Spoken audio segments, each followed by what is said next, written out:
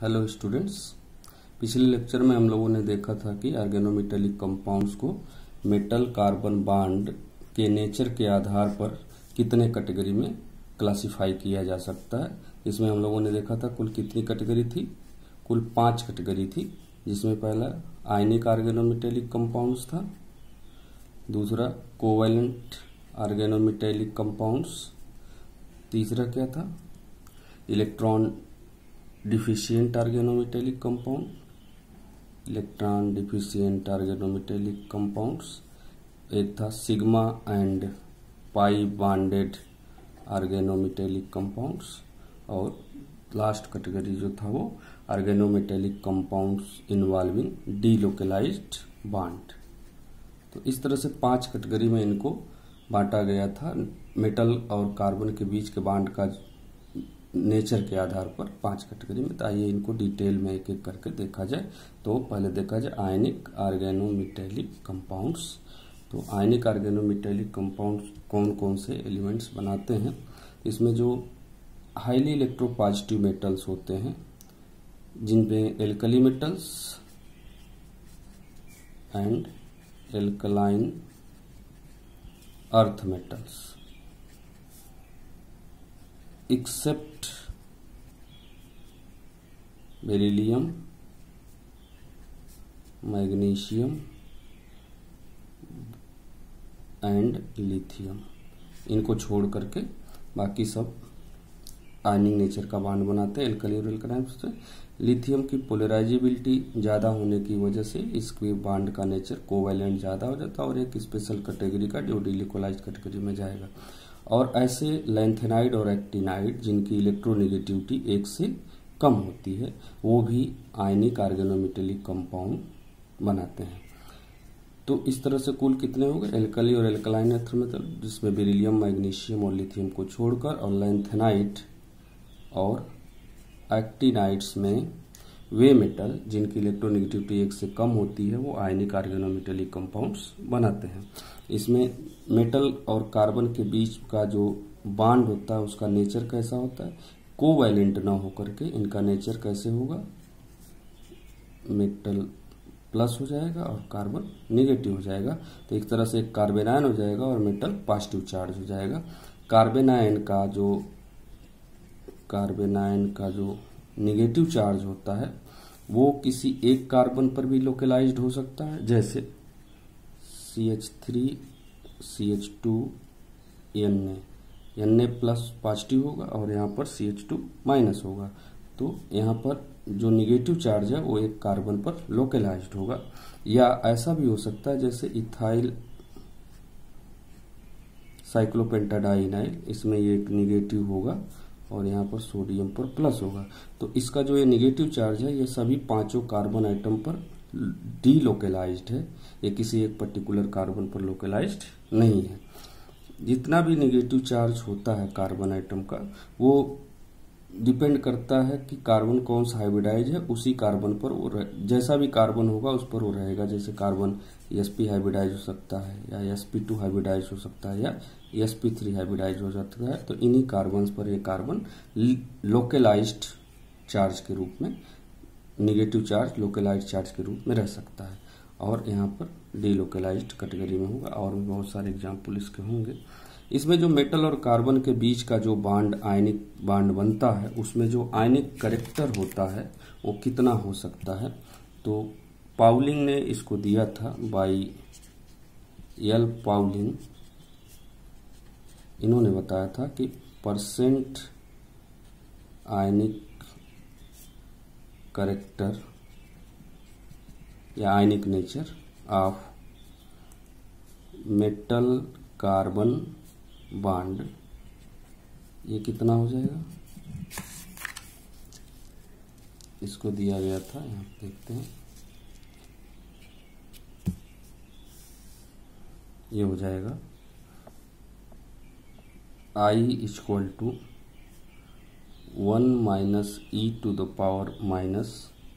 -0.25 x c minus x m, ये हो जाएगा।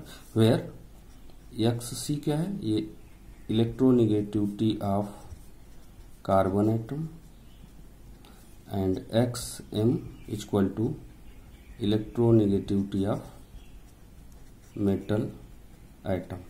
तो इसकी सहायता से अगर दोनों एटम्स की इलेक्ट्रोनेगेटिविटी मालूम है तो हम उसके बीच में जो मेटल और कार्बन के बीच में जो बॉन्ड बनेगा उसमें कितना आयनिक कैरेक्टर होगा और कितना कोवैलेंट कैरेक्टर होता है उसको हम निकाल सकते हैं।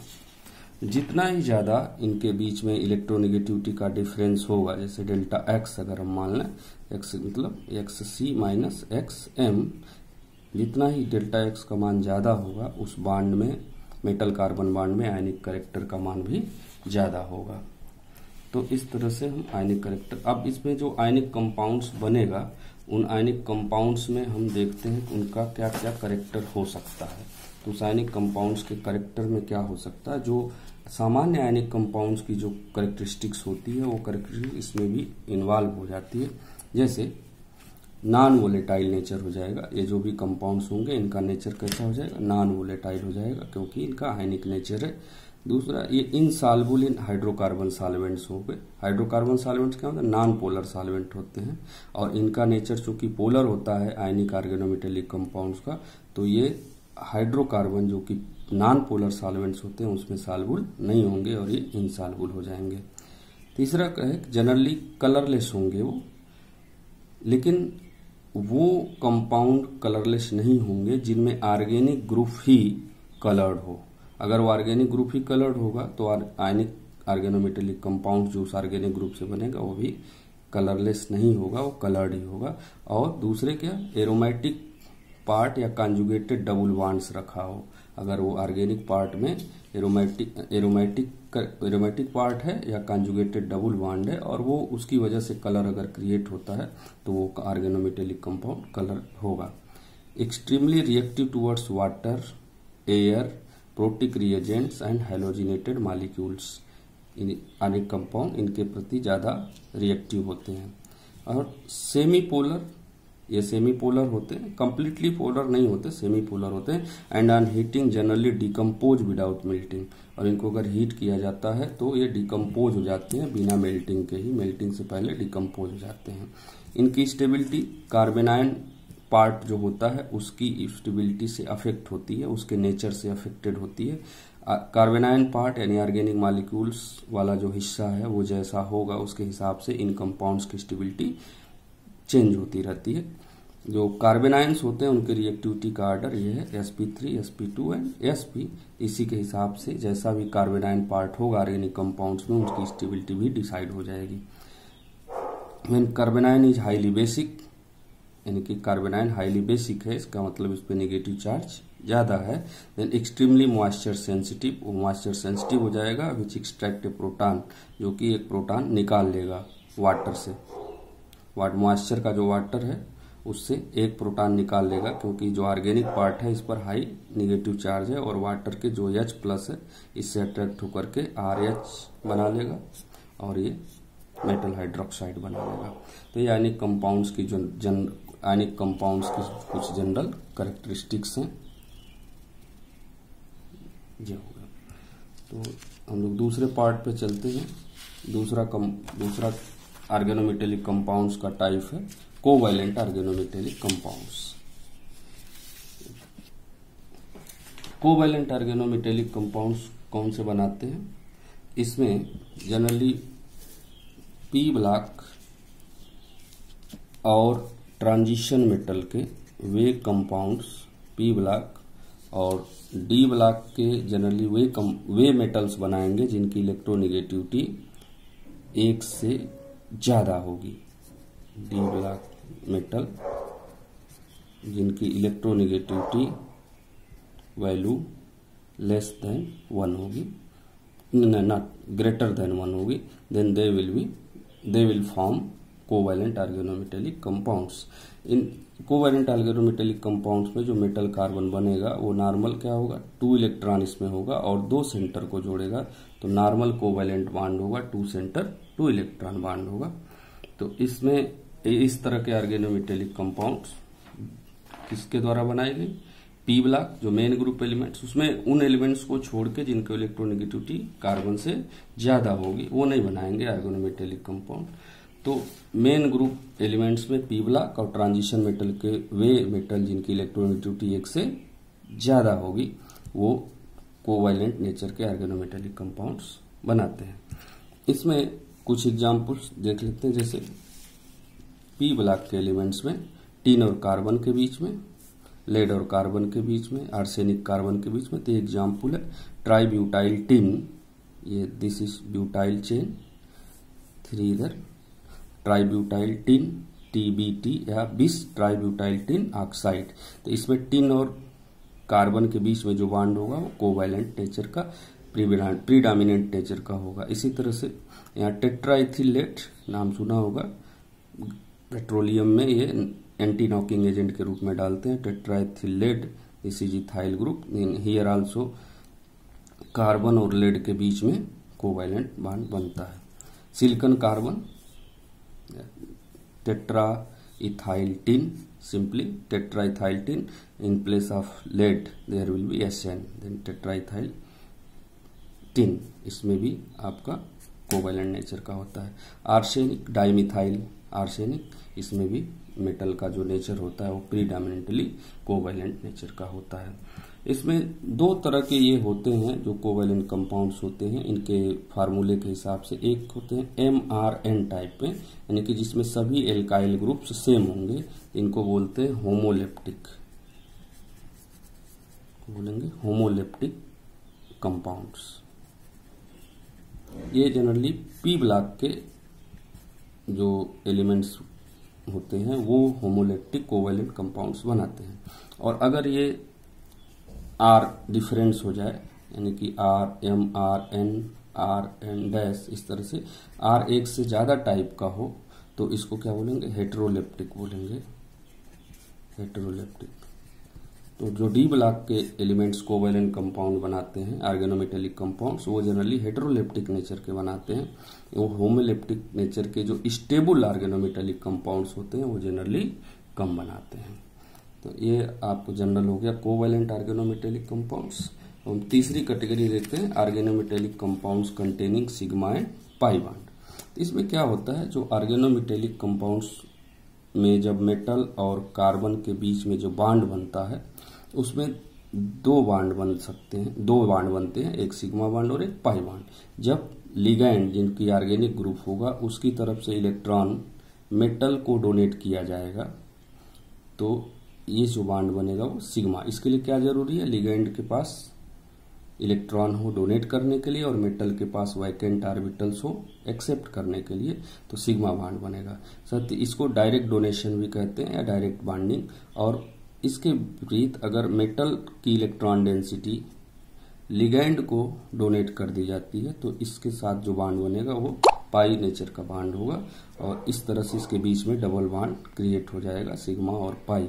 इसके लिए मेटल में क्या कैरेक्टरिस्टिक्स होनी चाहिए और लिगैंड में क्या होना चाहिए, मेटल के पास generally partially filled d orbitals होना चाहिए, पार्शियली फील्ड डी ऑर्बिटल।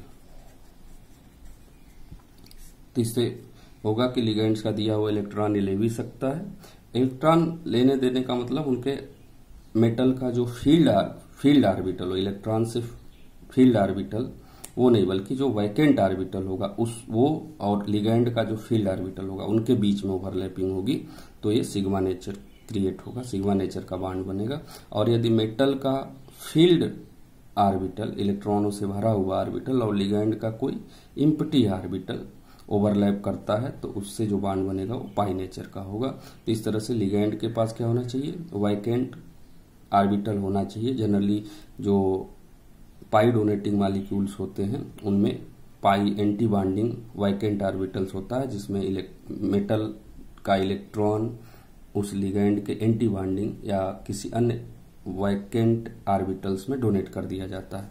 तो इसमें कुछ एग्जांपल देखते हैं, जैसे मेटल और कार्बोनिल के बीच का जो बॉन्ड बनता है वो हमेशा सिग्मा और पाई बॉन्डेड नेचर का होता है। इसी तरह से ये इथाइलिन बेस्ड लिगैंड है जिसमें से जब इसका पाई बॉन्ड डोनेट होता है मेटल को तो ये बॉन्ड बनता है। और मेटल का कोई फील्ड ऑर्बिटल जब एथाइलिन के anti bonding molecular orbitals overlap करता है तो उसमें पाई बॉन्ड क्रिएट हो जाता है।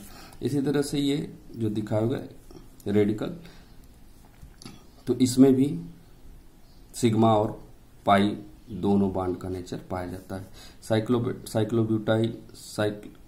साइक्लोब्यूटाडाइन, इसमें भी 4 पाई इलेक्ट्रॉन डोनर का लिगेंड है।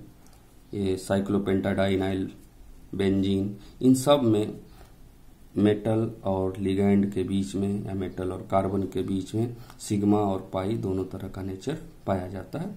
डिटेल इनका जैसे भी बॉन्डिंग होगा वो हम लोग आगे जब इनका सेपरेट चैप्टर्स पढ़ेंगे तब वहां पर देखेंगे। अगला जो कंपाउंड्स है वो organometallic compounds involving delocalised bonds.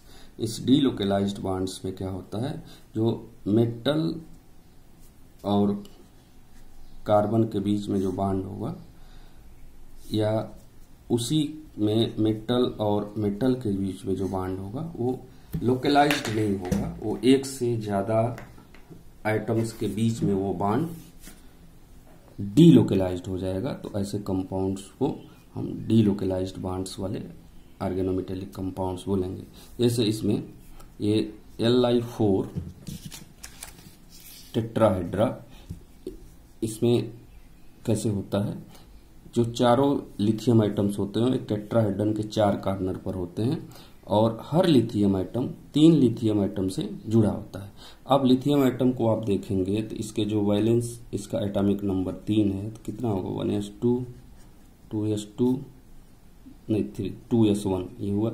इसके वैलेंस शेल में कितना इलेक्ट्रॉन है, केवल एक ही इलेक्ट्रॉन है।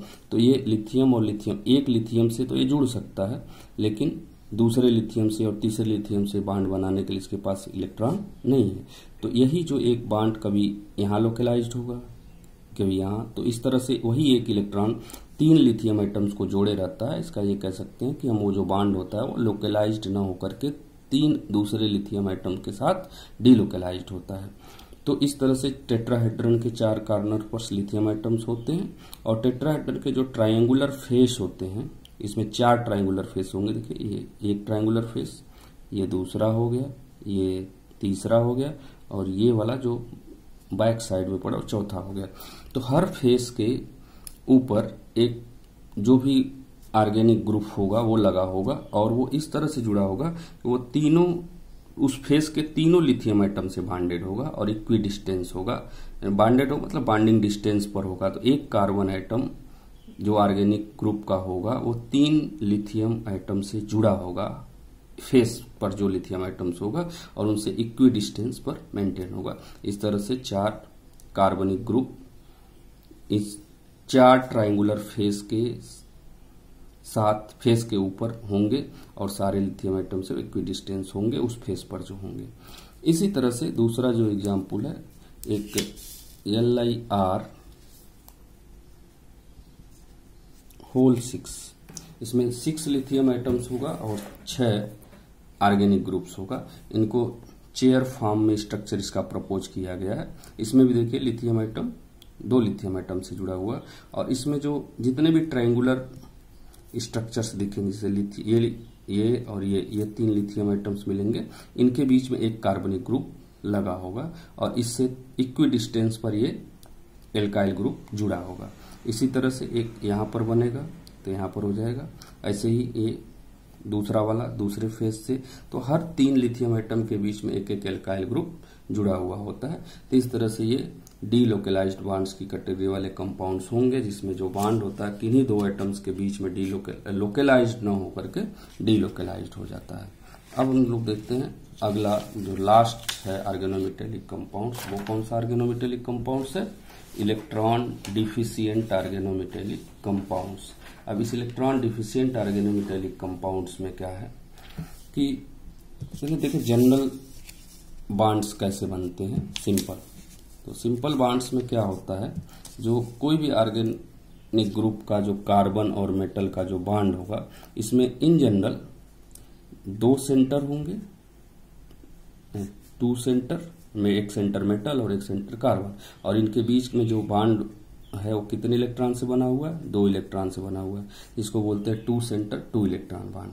लेकिन अगर ये बांड इस तरह से बने कि 2 इलेक्ट्रॉन 3 सेंटर को जोड़े, तो जैसे बोरेन्स में आते हैं या उसी से रिलेटेड और भी कंपाउंड्स हैं उनमें आते हैं। तो जैसे मान लीजिए कि एल्युमिनियम और एल्युमिनियम 2 एटम है और यहाँ पर कोई कार्बन एटम है और इनके बीच में ऐसे बांड बना हुआ हो, तो इनको क्या बोलेंगे, और इसके बीच में कुल 2 ही इलेक्ट्रॉन हो, और तो सेंटर कितने हो गए, 1 2 3, तो इसको बोलेंगे 3 सेंटर 2 इलेक्ट्रॉन बांड।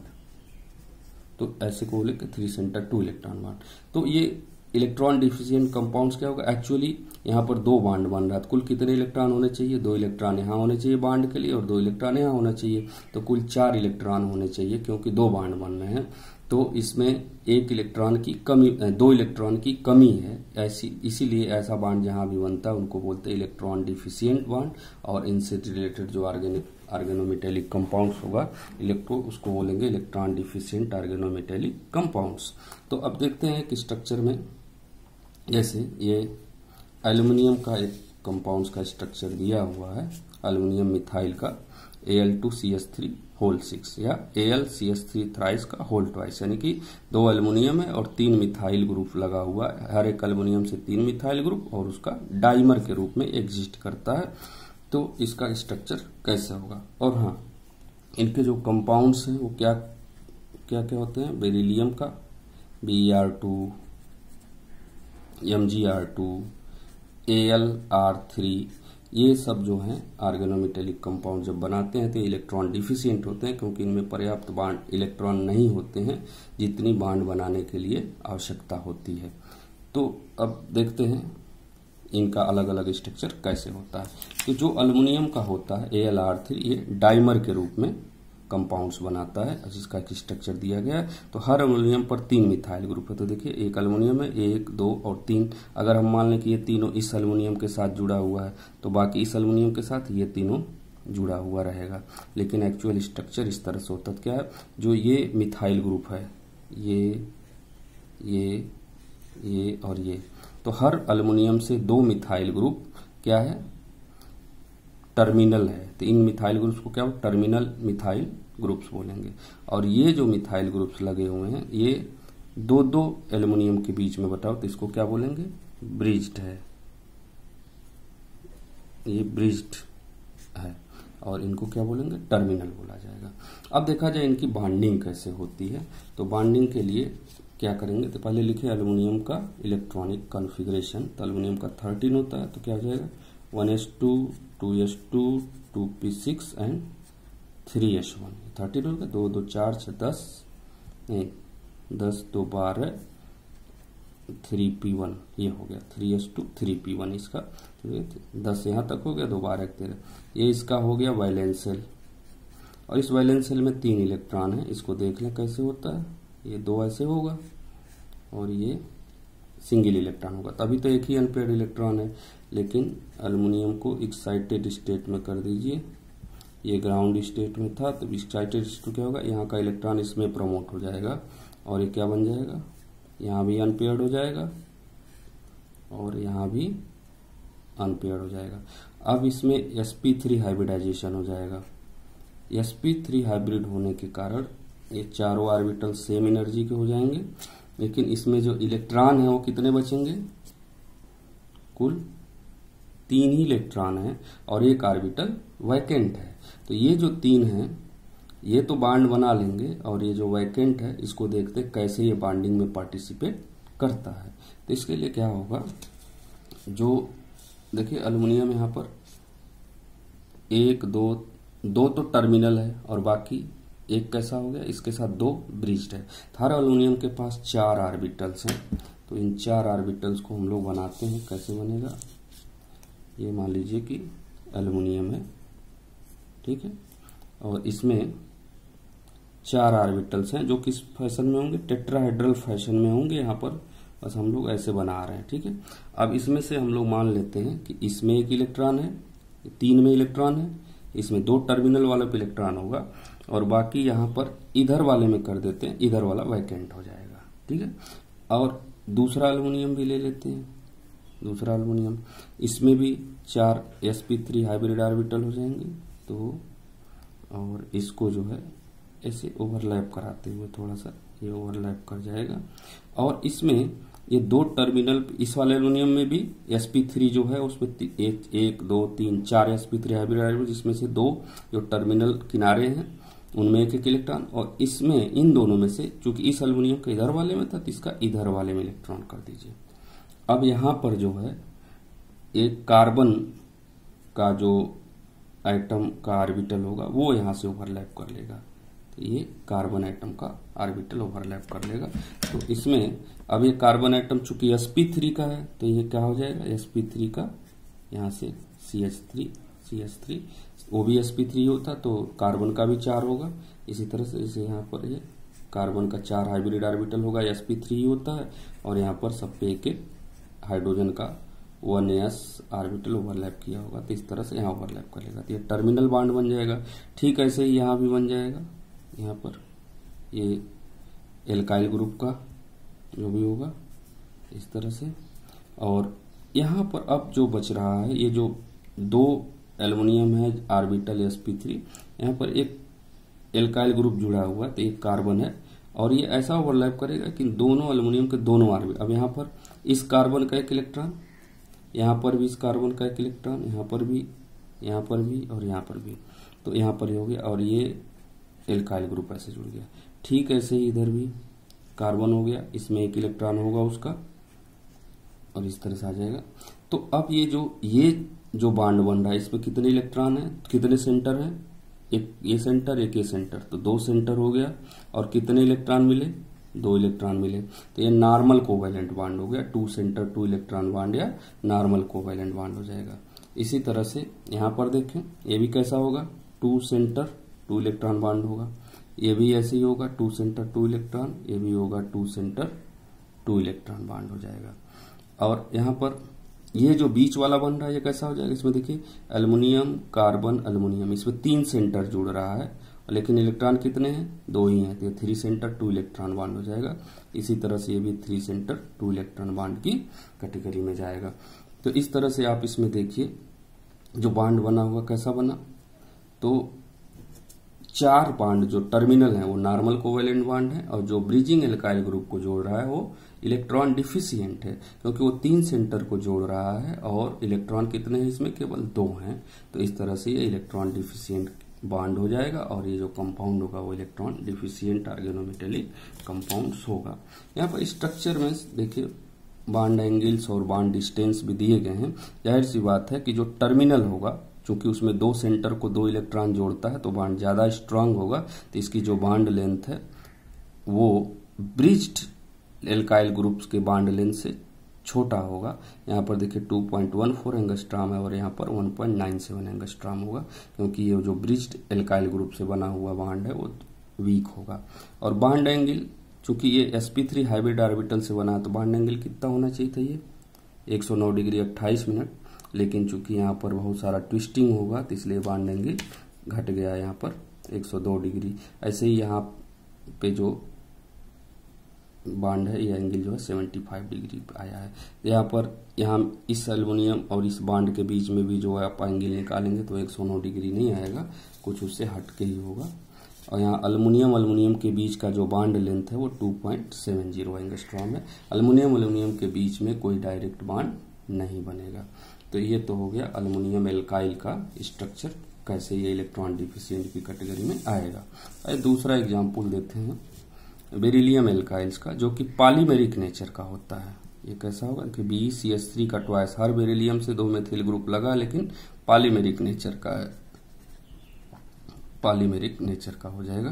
तो इसका स्ट्रक्चर देखिए कैसा होगा, बेरिलियम है, सारा मिथाइल ग्रुप या एल्काइल ग्रुप है वो ब्रिज्ड ही है, और इसमें भी हर बेरिलियम एटम पर sp3 हाइब्रिडाइजेशन, इसमें बॉन्ड बेरिलियम और बेरिलियम के बीच में बॉन्ड लेंथ कितनी है 2.09 एंगस्ट्रॉम।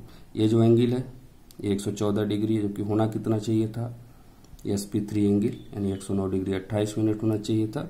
यहाँ से बेरिलियम और ब्रिजिंग एल्काइल ग्रुप के बीच की जो बॉन्ड लेंथ है वो 1.93 एंगस्ट्रॉम है। यहाँ ये चेंज हो गया, 60 डिग्री हो गया। तो इस तरह से इनका जो इलेक्ट्रॉनिक कॉन्फ़िगरेशन से इसका स्ट्रक्चर देखिए कैसे एटॉमिक ऑर्बिटल के ओवरलैप से कैसे बनता है। तो इसको देखते हैं। बेरिलियम है तो एटॉमिक नंबर कितना होगा इसका बेरिलियम का? 4। एटॉमिक नंबर 4 हो रहा है। तो इसमें कितना आ जाएगा? 1s2 2s2 और 2 पीस का खाली होगा। तो यहाँ पर इस तरह से ये पूरा वैकेंट है। फिर एक्साइटेड स्टेट में एक इलेक्ट्रॉन इधर ले जाएंगे तो यहाँ पर हो जाएगा। अब 2 अनपेयर्ड इलेक्ट्रॉन हो जाएगा ये, और फिर इनको sp3 हाइब्रिडाइज कर देंगे तो क्या बन जाएगा?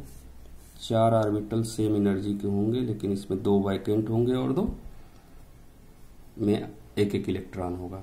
और यही जो चारों ऑर्बिटल्स हैं ये बॉन्डिंग में पार्टिसिपेट करेंगे। तो ये जो, इसको देख लेते हैं कैसे होगा।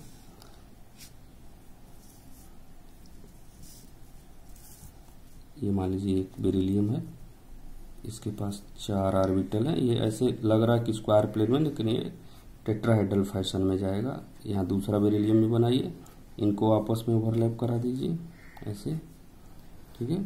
और यहाँ पर एक कार्बन का आएगा इस तरह से, ये कार्बन वाला होगा ये, यानी कि एल्काइल ग्रुप का होगा कार्बन। अब वो कैसा हाइब्रिडाइज्ड है वो उस पर डिपेंड करता है। यहाँ पर हम लोग एल्काइल ग्रुप लिए हैं तो ये इस तरह से हो जाएगा। इसमें तो एक इलेक्ट्रॉन होगा ही होगा, इसमें एक इलेक्ट्रॉन होगा। अब यहाँ पर बेरिलियम के जो 4 sp3 हाइब्रिड ऑर्बिटल हैं, ये sp3, तो इसमें क्या किसी 2 में एक इलेक्ट्रॉन है। तो इधर एक इलेक्ट्रॉन कर दीजिए और एक इधर कहीं दूसरे वाले में कर दीजिए, तो 2 में हो गया। और इस बेरिलियम का इधर नहीं करना है, इस साइड में एक इलेक्ट्रॉन कर दीजिए और एक इलेक्ट्रॉन इस साइड में कर दीजिए। अच्छा, एक बेरिलियम और बनाए तो ज़्यादा क्लियर हो जाएगा स्ट्रक्चर इस तरह से। अब इसके भी ऐसे कर दीजिए, ये हो जाएगा और ये हो जाएगा, ठीक है। अब इस बेरिलियम का एक इलेक्ट्रॉन कहाँ कर दें हम? इधर, इसमें एक इलेक्ट्रॉन है ये, इधर नहीं जाएगा, इधर वाले में कर दीजिए इसका, और इसका इधर कर दीजिए। और यहाँ पर भी कार्बन का ऐसे लग जाएगा और यहाँ पर एक कार्बन का ऐसे लग जाएगा, तो इसमें एक इलेक्ट्रॉन हो जाएगा। तो अब यहाँ पर देखिए ये जो बेरिलियम कार्बन बेरिलियम के बीच में बॉन्ड बन रहा है, ये कैसा बन रहा है? 1 2 3 सेंटर हो गया और इलेक्ट्रॉन कितने हुए? 2 ही हो गए, 3 सेंटर 2 इलेक्ट्रॉन। और यहाँ भी कैसा होगा? यहाँ भी वही होगा, 3 सेंटर 2 इलेक्ट्रॉन बॉन्ड होगा। यहाँ कैसा होगा? यहाँ भी 1 2 3 सेंटर यानी 3 सेंटर 2 इलेक्ट्रॉन बॉन्ड होगा। ये भी वही होगा, 3 सेंटर 2 इलेक्ट्रॉन बॉन्ड होगा। तो इस तरह से ये बॉन्ड ऐसे बनता चला जाएगा, क्योंकि हर बेरिलियम में केवल बॉन्डिंग के लिए 2 ही इलेक्ट्रॉन अवेलेबल हैं। तो और ऑर्बिटल कितने हैं? 4 sp3 हाइब्रिड ऑर्बिटल, जिसमें किसी 2 में रहेंगे और वो इस तरह से बॉन्डिंग बनाते हुए चले जाएंगे। तो ये बेरिलियम का होगा। मैग्नीशियम में भी सेम हो जाएगा, बस क्योंकि इलेक्ट्रॉनिकल बस यहाँ जहाँ 2s2p है वहाँ क्या हो जाए 3s और 3p हो जाएगा। और बॉन्डिंग सिचुएशन बिल्कुल ऐसे ही रहेगा, बस bond length bond angle in सब चीज़ों पे अंतर आ जाएगा। तो इस तरह से ये इलेक्ट्रॉन डिफिशिएंट कंपाउंड्स का 2 एग्जाम्पल हमने दिया। आगे अगले लेक्चर में अब हम लोग देखेंगे दूसरे टॉपिक्स को। अभी मैं समझता हूँ कि इसमें ऑर्गेनोमेटेलिक कंपाउंड्स का जो शार्ट में ब्रीफ डिस्कशन था, 5 तरह के जो ऑर्गेनोमेटेलिक कंपाउंड्स थे, कार्बन और मेटल के बॉन्ड जो बनते हैं उनके नेचर के आधार पर, उनका एक ब्रीफ डिस्कशन आपको समझ में आया होगा। तब तक के लिए थैंक यू, गुड नाइट।